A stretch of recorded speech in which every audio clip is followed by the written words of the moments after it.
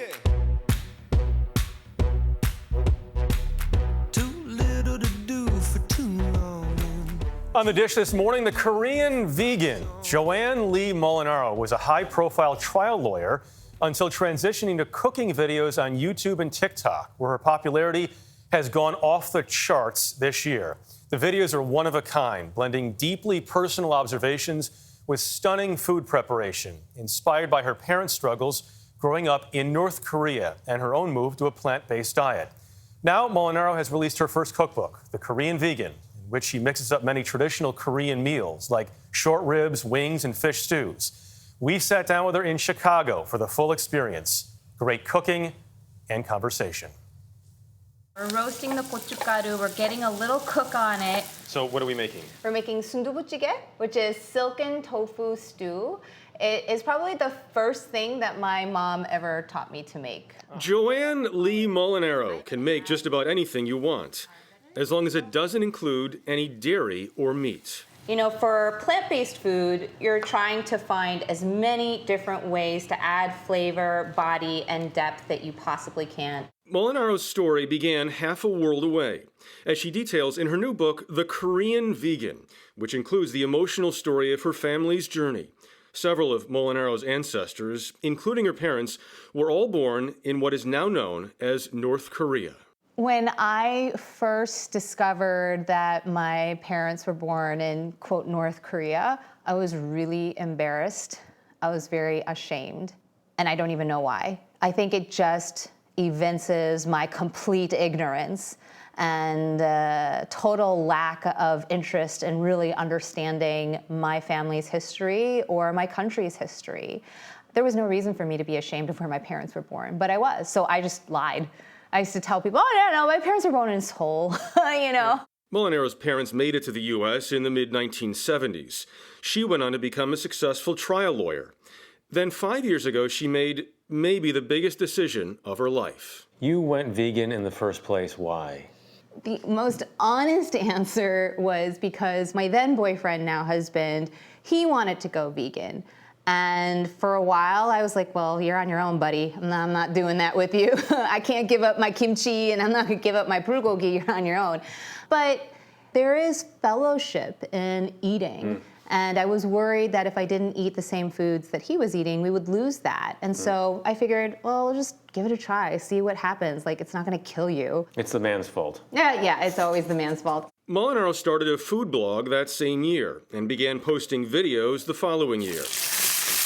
They are like nothing else online. Ever since I was little, my mom made it very clear to me that she was embarrassed about certain aspects of our culture. Beautifully shot demonstrations, narrated by Molinaro, not really describing a cooking process. When non-Korean friends came over after school, she would always apologize in advance for the smell. But instead her feelings on life, work, and society in general. For the record, I'm done apologizing, and so is my mom. I think what I'm trying to do is to create a memorable experience. And memorable experiences are created by some kind of emotion. Mine is sentimentality, nostalgia, those types of things. I'm not really good at comedy. So I focus on my strengths. You say at the dinner table your family didn't spill their guts. They filled them. Yeah, we were very quiet during dinner. It's basically the only sounds you heard were the ones that I described, like slurping and like clink, clink, clink, you know, with those chopsticks and stuff.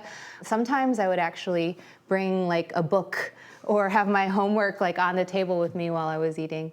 They say that time heals all wounds. They're lying. Some wounds will never, ever heal. In the last year, Molinaro has picked up nearly 3 million followers on TikTok. That success has allowed her to transition away from legal work to focus on cooking almost full-time. The feast she laid out for us is just a small sample of that. What you have here is rice, right? Okay, so that's pap. And this is, you know, kind of my favorite mix of rice. You've got here brown rice, sweet brown rice, pearled barley, as well as a little bit of black forbidden rice, which is why it comes in that lovely color. And then to the right of that, you're gonna have some silken tofu stew, or sundubujigae. This is the delicious spicy stew that you helped me to make. And then we've got here mushroom kalbi, got here braised tofu, cucumber kimchi, japchae, keranmari, which is kind of Korean-style omelet, some kale with some fermented soybean dressing. We've got here some soy-glazed potatoes, and then some pickled perilla leaf, obviously pechu kimchi, and then some perilla leaf focaccia. So what do we do first? You know, you really can eat whatever. Just like mix and like yeah, go whatever. Just go wherever. I mean, that's the thing I love about Do I bring this into the right or like? You can. My husband just like scoops it into the rice. Okay. I like it separate because I like to enjoy all the flavors on their own, but a lot of people eat it just the way you described. Delicious. Oh, good. Molinaro has quickly become one of the world's most zealous advocates for a plant-based diet, insisting not only that it's healthier and more sustainable than eating dairy and meats, but also they can be just as flavorful. I mean, the thing here is that, like, there's no meat, but stuff tastes meaty. Right? Yeah, there's a heartiness to Korean food that I think even when I first went vegan, I was like, well, then I guess I just have to eat salads all the time. You know, Yeah. that's what I thought. But No, that's not the this case. is like, there's no salad on this entire table.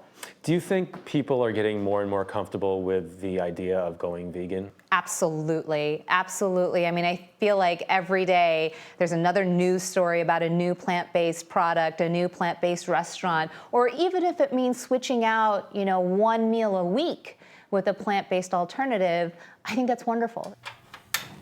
Where do you think the Korean vegan goes next? Oh, that's a good question, Jeff. I think that right now, I would love to write more. I love writing, and I think also making foods that look and taste this amazing more accessible to people is important to me, whether that's, you know, proliferating more recipes through cookbooks or a blog or videos. Ultimately, the Korean vegan will go wherever compassion and empowerment leads it to go. My first time making tofu stew. It was enjoyable. It looked Yeah, good. we have come a long way in 30 years. It is a beautifully written book, and her videos really are one of a kind. Yeah. Well.